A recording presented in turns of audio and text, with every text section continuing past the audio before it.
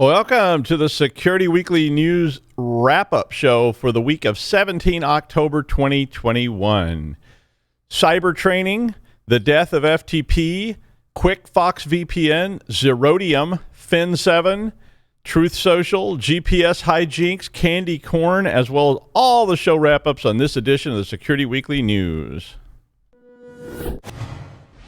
This is Security Weekly, for security professionals, by security professionals. We interrupt our program to bring you this important message. It's the show that keeps you up to date on the latest security news twice a week. Your trusted source for accurate security information and expert analysis. It's time for Security Weekly News. Every 11 seconds, there's a new ransomware attack. Oil pipelines, universities, corporations, all paying millions of dollars. Barracuda says, don't pay the ransom. Before a ransomware attack occurs, train your teams to recognize an attack and use anti-phishing technology. Protect your applications, and they can't get onto your network. Simple backup and restore solutions quickly recover your data without paying the ransom. Build your ransomware protection plan now by visiting securityweekly.com/Barracuda. That's securityweekly.com/Barracuda. All right, this is Security Weekly News. I'm Doug White. Let's wrap up the shows.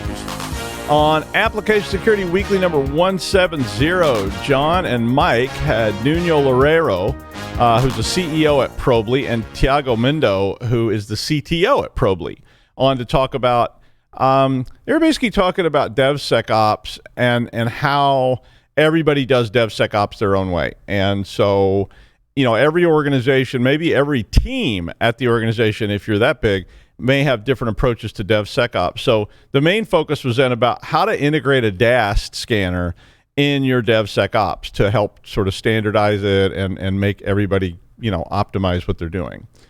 On Business Security Weekly number 236, Ben, Jason, and Matt talked about the Security Weekly 25 Index and how they have now hit an all-time high for the third straight quarter. That's my favorite show on that particular show. When they do the index, because I'm always stealing their tips for things I might want to buy. My big tip, Microsoft in about 1992, that would be good. You might want to pick some of that up if you can get that vintage stock, but probably not.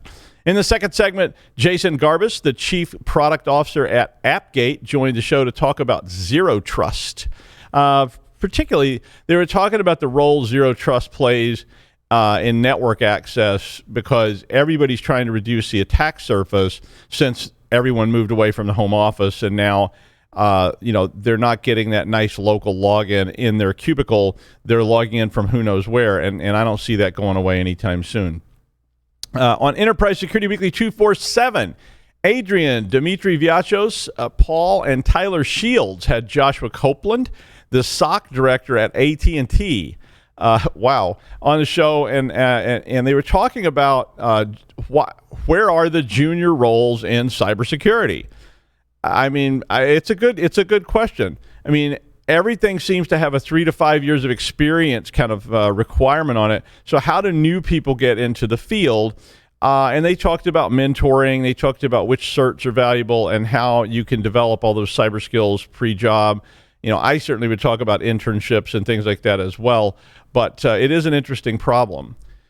On Security and Compliance Weekly, number 91, Jeff, Johanna Baum, and Kat Valentine had Chris Penn, or Ping, I'm not sure, the VP of Privacy and Security at PKWare on the show. Chris was talking about the release of PCI DSS 4.0, which is due in the first quarter of 2022. And they talked about how this is going to be implemented, and they talked about what you probably need to be doing about it right now if you're subject to those rules of compliance. On the Security Weekly News number 159, Jason Wood talked about the TrickBot gang's return and how they're adding new affiliates. So an interesting story about how the evolution of some of these groups is going. And a lot of times the news about ransomware gangs and malware gangs and all these things starts to sound, kind of like the alternative business news or something, because it's just sort of like, well, they're just like companies now, and they have HR, and they have, yeah.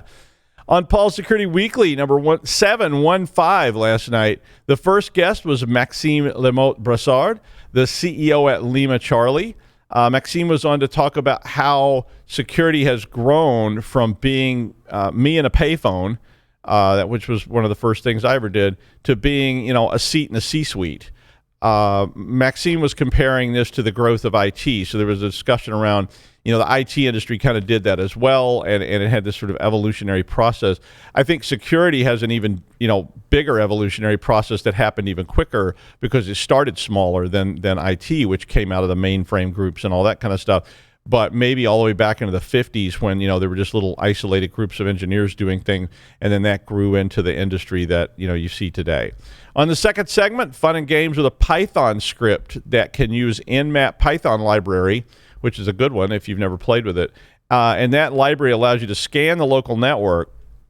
It's a demo tech segment. But the script scans a local network, enumerates all the systems, and then tries to log into those systems with a credential list. And then if it manages to do that, it sends a Slack message to you. So nasty little script, but a lot of fun. And of course, the third segment was the news. My threat of the week is going to have to be overreach by officials. This came up because there was this annoying speech by the governor of Missouri, and the governor of Missouri went after a alleged hacker, I'm doing the air quotes again, without really taking the time, in my opinion, to understand what really happened. Now, if you just listen to the governor's side of it, it sounds like some Uber hacker, broke in, compromised all this stuff, did all this decryption, all these elaborate things. But there's more to that story.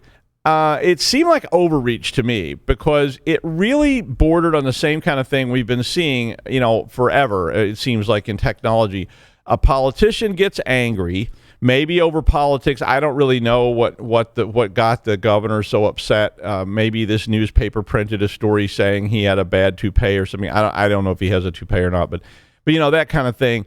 And then, this person calls down the wrath of Cthulhu on somebody because of hacking, and then the hacking is hacking something when A, they didn't apparently hack anything, and B, they actually seem to be trying to help.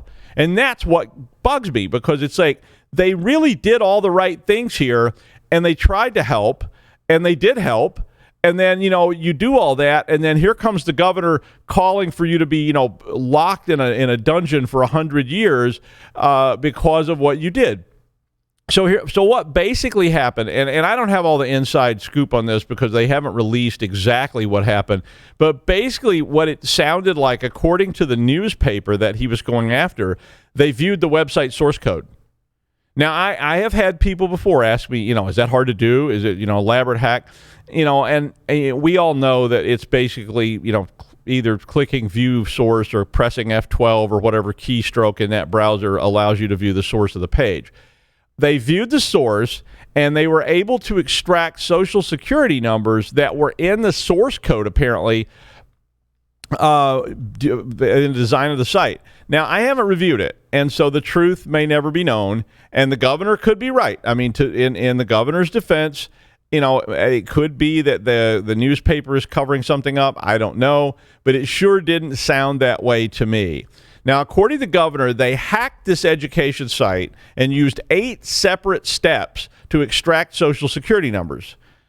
And I guess if they actually hacked the site and they exfiltrated data, well, then, yeah, they would be in violation of the law, regardless of intent. But according to the newspaper that ran the story, they got the social security numbers out of the source code. They then notified the State Department that had this problem and gave them time to fix it, which was done before they actually ran this story. So after the story ran, you would think the newspaper, according to the governor, you would think it was the Manson family or something. It was kind of like watching those Senate hearings where someone clearly doesn't understand the issue but wants to rail on about it anyway. So they rail on and end up looking fairly dumb to the tech people, when they're trying to pronounce FTP or something like. Now, this FTP that you keep talking about in the document, is that a hacking tool? I'll ask you now. Are you now, or have you ever been a user of Telnet? That kind of thing. I mean, if you did hack the site, then you've lost my support. So if they really did break in and they really did that, then then you actually are stealing data. You actually committed a crime. But if you were doing that, why would you notify the state and then wait for them to fix it before you publish the story? It doesn't make any sense to me. Something smells strangely of eau de poisson. So what's my point? Well, firstly, if you are a public official and you need some guidance, maybe give the computer crimes unit or some friendly expert that a call and get some advice before you make some ranting speech that makes you look like an old geezer shouting at clouds on the front porch. I mean, you kids in your fancy thingamabobs, get off my virtual yard before I blast you. Both barrels. I mean, I can also say, if you're doing this stuff, you might want to look around before you end up with a face full of birdshot and make sure you are in scope and you're not violating the law. Now, the newspaper obviously has lawyers on staff and so on, and not that newspapers never do anything wrong, but I just don't think that that we have a law that makes clear what seeing data, even if it's private data that was publicly available and reporting it means in terms of criminal actions. And it certainly doesn't seem like the law applies as heinously as the governor would make it out to be. I mean, if you and a friend are laying naked in the back of your station wagon and someone walks by and looks in, well, that's not a crime. You can't say, oh, they were looking at me. No, and that didn't happen to me. It was a Chevrolet sedan and a crotchless Uncle Sam costume. Wait, no, I don't. I think I might have dreamed that. Anyway, where were we? On the other hand, if somebody puts a camera in a dressing room, that's a crime. I mean, now it's all about intent and it's all about action and so forth. So if the source code of a website has embedded data in it, even if you converted it so you could read it visually, I don't think that's the same thing as hacking a server. I mean, no hacking is involved, and what you see is on public display. So I guess in the end, maybe do a little research and get some advice before you start yelling at clouds. Really, call one of us. There's always friendly neighborhood hackers around who are typically glad to provide input on these things, or call the Rhode Island Computer Crimes Unit, which is one of the best, really. And now, the news. Javad Malik is a security awareness advocate for EMEA at KnowBe4, and they're always, we've had them as guests on shows and so forth. I really do think you should read this article a little bit. Basically, Javad is talking about training and how it doesn't really work based on the evidence. And I like evidence and facts. And the evidence is that CyberTraining doesn't really work. I mean, how many billions are being spent every year on those little training tools that we all have to do over and over and over again, where Dawn tells Tim that she thinks he should share his root password with her. What should Tim do? A, give her the password, which then forces you to take more training. B, don't give her the password, but ask her on a date, which refers you to the HR training site. Or C, don't give her the password. In my own experience, these things are pretty much painfully obvious and boring. And, you have to do them because it's a requirement. And no, don't give out no, don't click the link. No. And unlike real phishing and other types of malware, these things are so obvious, and the real stuff is not. I mean, I was warning people yesterday. I was getting all these smishing attacks that basically were hitting my phone and saying AT&T wants to give you a discount on a new phone. It sounded like a totally legitimate message. And because I've had real messages like that, but before I click the link in the text message, I was like, let me look at that link, and you look at it and you go, oh yeah, that's a fake link. It's certainly not AT&T. So the article then is about understanding human psychology, marketing, and all that kind of stuff to try to figure out a way to get people to do the training, but have the training actually be effective. Because that's where I think we're falling short. We all have put training programs in place. We spent lots of money buying these little things and so forth. I reviewed one for a state a couple of years ago, and I was like, this is going to do nothing. It spends all of its time teaching you fancy terminology for stuff like, what is a whaling attack? What is a spear phishing attack? All this kind of stuff. I'm like, who cares? It's an attack. So, some of the tips from the article, anyway, before I get started ranting on that again, make it a challenge like a video game. And I don't know if these things work either, but this is what Javad is recommending. Make it a challenge like a video game. That already sounds better to me. It should be shorter. but more often. So maybe instead of once a year, you have to do this, every week you do a little short, game or something. That might be interesting if the game was fun. Of course, it's back to that same stuff where they can make it like Grand Theft Auto where you can just, it's freestyle. You can run amok, hunt down the hackers. It might be fun. Anyway, it's worth a read if you have any authority over this kind of training, or you're developing them for your staff, or you're deciding what to buy. Telling them not to get phished. What are you, stupid? Works about as well as a doctor asking me to go to the gym. Like, go to the gym. What are you, stupid? Like, yeah, I guess so. Are you going to eat that pizza? Yeah. It's the small victories, I guess, but this was a small one that, made me feel good. Finally, Chromium, along with other browsers, has removed, wait for it, FTP from the Chrome browser. Yep, good old file transfer protocol. It's been a while. I mean, FTP's been around forever, right? I mean, it was one of the first protocols I ever learned in TCP/IP. I mean, it may have been the first one. I think Telnet was the first one, but FTP was right behind it. It's always been insecure. That was the first thing we learned about it, right? And searching for port 21 or 20 on TCP is one of the oldest beginning hacker searches in the book on beginning hacking. I mean, right after port 23, because port 23 is probably like chapter 1, hacking Telnet. I mean, that would be the first chapter in an old hacking book, right? It's like, you don't need to know much. You just need to know if you find port 23, try root tour as the login password, and you'll probably get in. I mean, when I see materials or sites that are using FTP, and yes, they are still, it's like, I remember doing a pen test in about 2004 and telling the company, you should really get rid of these FTP repositories that are open to the internet and anonymous. You realize all the credentials are sent in the clear, and the files are open, and anybody could get them or put more files in there, and, dumb looks. I proceeded to demonstrate how DSNF worked and how my packet sniffer worked, and showed them that. And this was on Telnet actually, but I showed them that people were using root passwords to access a giant database server on the network. And I was like, "See, your root password is Big Daddy Dragon 69." Dumb looks.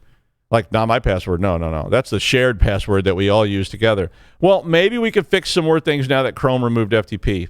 Thank you. Chinese-run VPN service Quickfox exposed personally identifiable information for at least 1 million users due to a misconfiguration error on an Elasticsearch server. Now, so the VPN didn't cause this, understand. The server was exposed and accessible to pretty much everyone with no credentials. 100 gigabytes of data was exfiltrated or was actually available there, and it had 500 million records in it.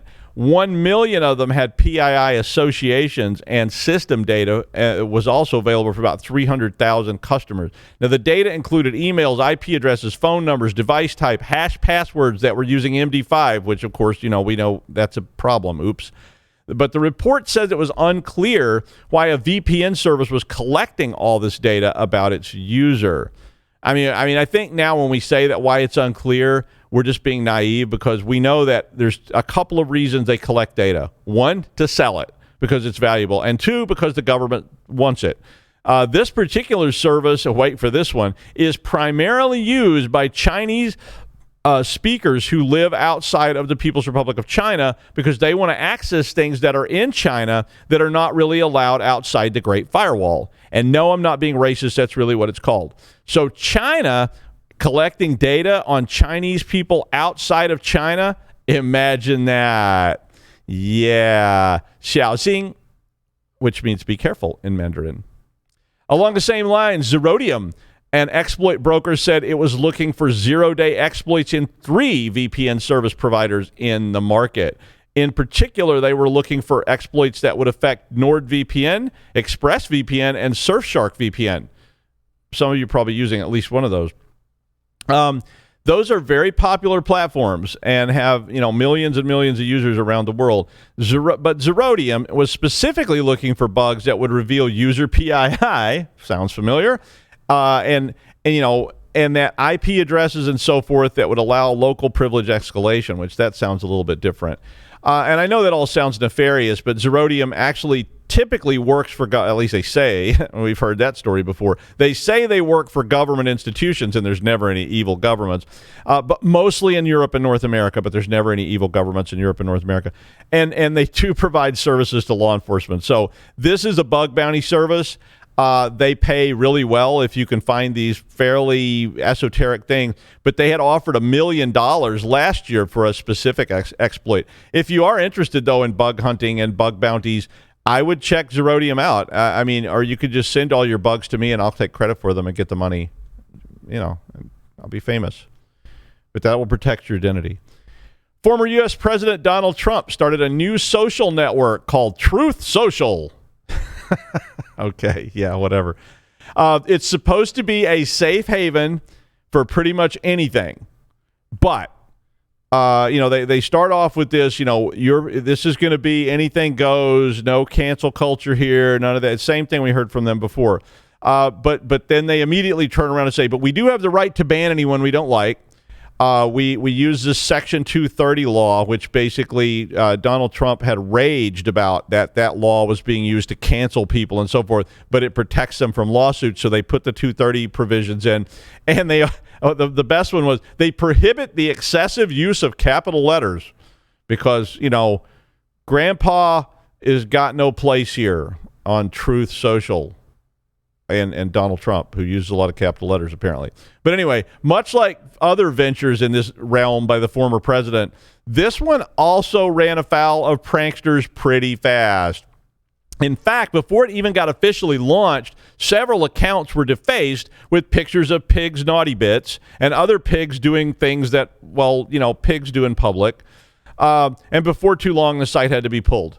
The site's test code was released, and it was revealed that it had little security. It borrowed features and bizarre designs from other sites and in sort of random ways.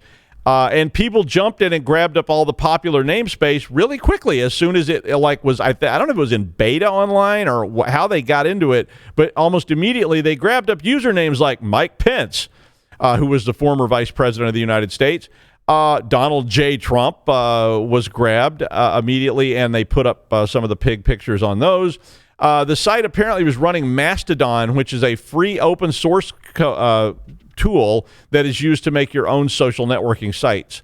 But now, like a lot of social or open source code, open source does not mean free, and it does not mean you can do anything you want with it. It is free, but it does not mean you can just use it any way you want. The Mastodon developer, Eugene Rochko, said the site may violate license agreements with Mastodon and is under legal review.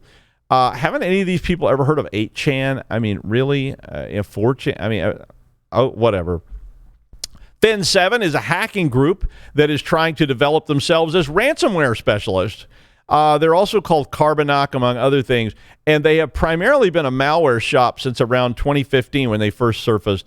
But since ransomware is so much easier than finding exploits, and it's so much more profitable than malware, they're trying to move into the space. But just like everyone else on Earth, they try to move into a new space. They need to hire people to operate the space, and they can't find anybody. Yeah.